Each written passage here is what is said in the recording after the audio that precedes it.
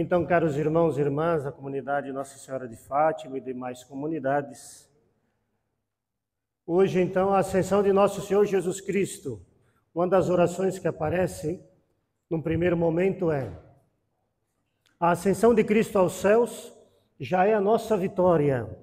Por quê? Jesus leva com ele a nossa humanidade para junto de Deus, para que também nós participemos desta vida de Deus.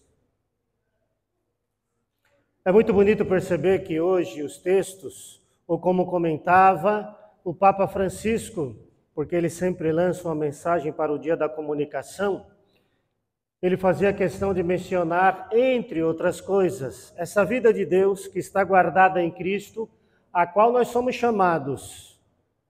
De onde vem essa vida de Deus? Ou por assim dizer, de onde ela brota? Assim também a comunicação deve proceder. Ela deve vir do nosso coração. Porque de fato é no coração humano que se decide de adorar a Deus ou não, de fazer o bem ou o mal, de fazer as coisas justas ou ignorá-las, de ter fé ou não ter fé, e assim por diante. E a importância do coração é porque se procuramos seguir a Deus, o coração humano se tornará o altar de Deus, aonde se presta culto à verdadeira vida. E o que isso tem de importante? Se o nosso coração presta culto ao Deus vivo e verdadeiro, ele é capaz de alcançar também os irmãos, não nos permitindo nos tornar pessoas insensíveis.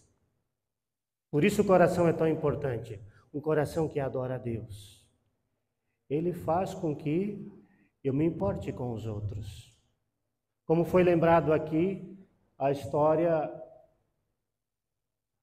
da tragédia no Rio Grande do Sul. Se no coração humano, se no meu coração Deus habita, então eu não me torno insensível àquela realidade. Eles estão longe de mim, eu não tenho nada a ver com isso. Não. O coração humano que tem Deus diz: não, eles são teus irmãos. Por mais longe que estejam, de algum modo é preciso ajudá-los. É preciso ajudá-los. Ou seja, o coração humano que não se esquece de Deus, não se esquecendo de Deus, também não se esquece dos irmãos. Por isso a palavra de Deus dá, nesse sentido, algumas indicações para nós. A segunda leitura dizia que Deus abra o vosso coração à luz de Deus.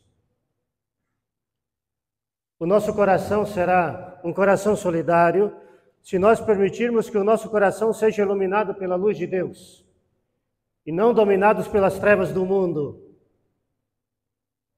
Ter tanta tecnologia, a humanidade nunca teve tanta possibilidade como em nossos dias. Mas se não cultivarmos o amor de Deus em nossas vidas, em nossos corações, tudo isso, ao invés de nos ajudar para fazer um grande bem e sermos solidários, infelizmente, pode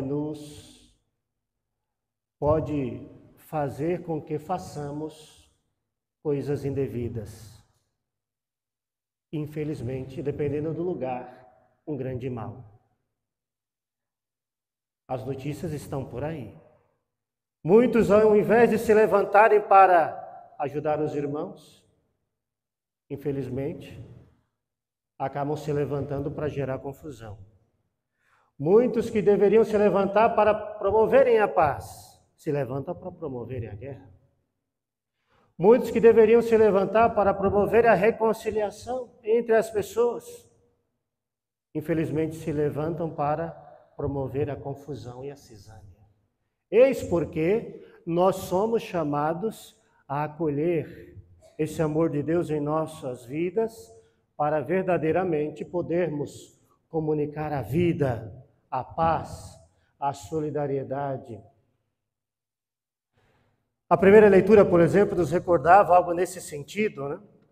Dos Atos dos Apóstolos. Os discípulos vendo Jesus nas nuvens. Jesus que faz praticamente o último discurso: eu vou para o Pai. Qual é a recomendação que Jesus faz para os discípulos e, portanto, para nós? Olha, vocês serão minhas testemunhas pelo mundo inteiro. Vêm os anjos ao final da leitura e dizem para aqueles homens, para aquelas pessoas que ali estão: o que vocês estão fazendo aí? O que Jesus pediu para vocês? Vamos nos colocar em missão, vamos colocar mãos à obra, vamos nos colocar a serviço do reino de Deus e dos irmãos. Olhar para o céu significa que nós estamos voltados para Deus. Mas quem se volta para Deus não pode se esquecer dos irmãos que vivem ao seu lado, que estão no mundo. Então, mãos à obra. Comecem a fazer a missão de vocês. Jesus vai para o céu, nos preparando um caminho para que nós, na medida em que realizamos a nossa missão, possamos fazer esse mesmo percurso. E olha que bonito que o Evangelho vai dizer. Ele vai, mas continua conosco. É o que a gente vai celebrar também no próximo domingo com Pentecostes. O Espírito Santo faz Cristo permanecer entre nós. Ele vai, mas trabalha conosco, nos animando, para que continuemos fazendo a mesma missão. Que missão é esta? O Evangelho falava muito bem. Aqueles que forem comigo, que procurarem viver a missão, e de pelo mundo inteiro, anunciar o Evangelho a toda criatura. A palavra de Deus é para todo homem e mulher, toda criança e jovem, mas toca também toda a obra da criação. Vocês devem ter acompanhado nesses dias, muita gente não entendeu quando salvaram um cavalo lá no telhado, né? Uma imagem que apareceu aí nos jornais, pelo menos. Nem todo mundo entendeu, mas não deveria salvar as pessoas primeiro. É possível, né? Quem tem o tal do pet em casa, né? É possível fazer uma coisa e outra, né? Porque a obra da salvação não toca só os seres humanos. A obra da salvação em Cristo Jesus toca toda a criação. Toda a obra da criação. Não é destinada, por assim dizer, só aos seres humanos, mas toda a obra da criação. Então toda criatura é chamada a participar da salvação de nosso Senhor Jesus Cristo. E ele vai dizer, quem vai nessa missão, quem se coloca a serviço, expulsarão demônios em meu nome. Quando se fala espiritualmente dos demônios, não tem aquele sentido só de, por assim dizer, de possessão que tomaria conta de alguém nesse sentido.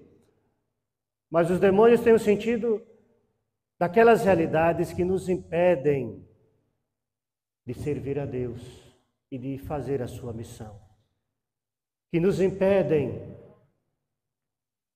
o que nos deixam, ou procuram nos tirar do caminho de Deus.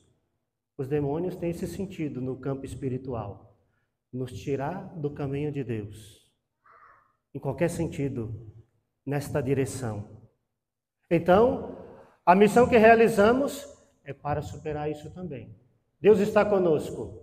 Os demônios, as forças do mal, não prevalecerão sobre a vida de Deus, sobre a vida dos filhos de Deus, sobre a igreja. Mas esses que vão também falarão novas línguas. Qual é a nova língua que a humanidade sempre entende? A linguagem da solidariedade que vem fruto de um coração que ama a Deus. Essa linguagem alcança a todos. Não tem credo, não tem raça, não tem religião. Né?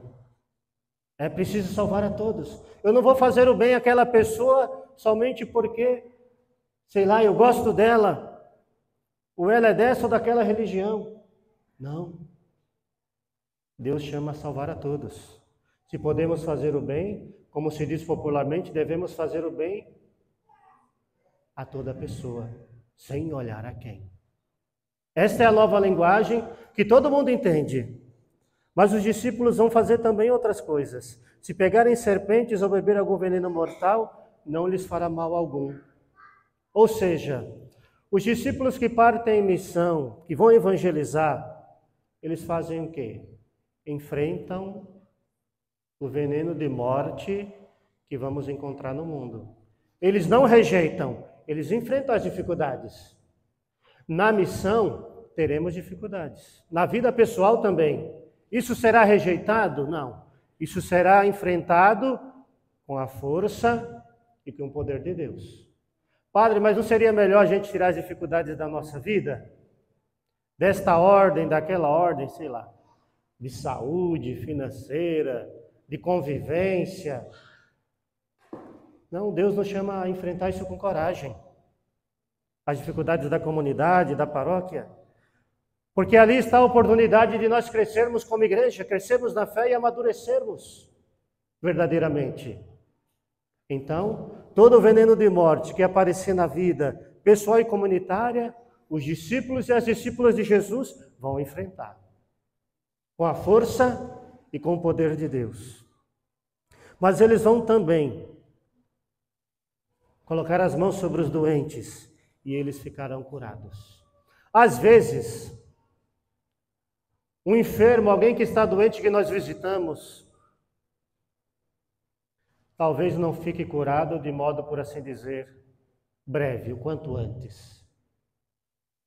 Mas aquela visita que nós fizemos a alguém doente, seguramente levará consolo e esperança para aquele que foi visitado.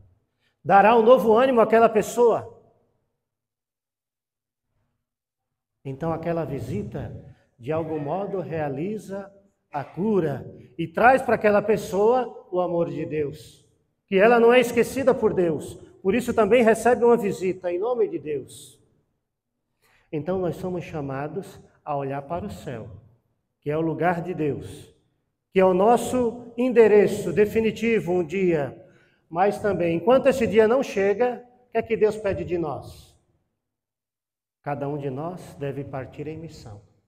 Há muito trabalho a ser realizado, há muitos enfermos para serem visitados, há muitas crianças e jovens adultos para serem catequizados, há muitas pessoas que precisam de esperança, há muitas pessoas que precisam de salvação. Quando nós nos colocamos a serviço do reino de Deus, significa, olha, tudo isso devemos pedir a Deus a força de realizá-lo. Termino dizendo, porque o Evangelho concluía com as seguintes palavras: o Senhor os ajudava e confirmava a sua palavra por meio dos sinais que a acompanhavam. Toda a missão que nós fizermos, nós não estaremos sozinhos. Como dizia, Cristo estará conosco até o fim dos tempos. Quando o missionário vai, quando a missionária vai, ele vai em nome de Cristo. Cristo o alcançou e ele vai também para alcançar outras pessoas para Cristo.